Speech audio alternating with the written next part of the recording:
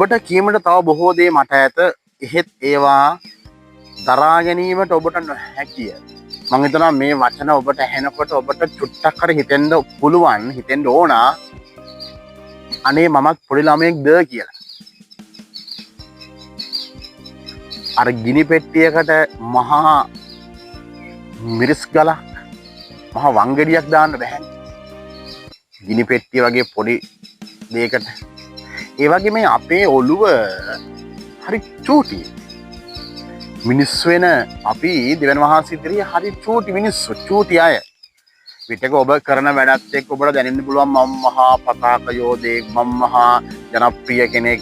මගේ වචන තමයි මිනිස්සු අහන්නේ, මට සල්ලි තියෙනවා, මට දේපල තියෙනවා, මම ජනප්‍රියයි, මම දේශපාලනයේ වශයෙන් මට බලය තියෙනවා. එහෙම හැංගෙන්න පුළුවන්. මතක තියාගන්න. අර තනකොළ මත තියෙන දිය පොදක්, අපි කියනවා පිණි පොදක් වගේ ක්ෂණිකව ඔබේ ජීවිතය උනත් නැති වෙන්න පුළුවන්. ඒ නිසා ඔබ මතක තියාගන්න ජේසුස් ඔබට ආමන්ත්‍රණය කරන කාරණාව. ජේසුස් ඔබට කියනවා තව ගොඩක් දේවල් කියනවා කියන්නේ. මම කියන්නේ මොකද ඒවා දරා ගන්න බෑ. ඔබට දරා ගන්න බැරි දේවල් ජේසුස් දෙන්නේ නැහැ. හැබැයි ඔබ ඔබේ තිබෙනා වූ දුබලකම තුළ දරා ගන්න බැරි දේවල් ඔබ ඉල්ලනවා වෙන්න පුළුවන්. නමුත් ඒවා ලැබෙන්නේ නැහැ. කලබල වෙන්න එපා.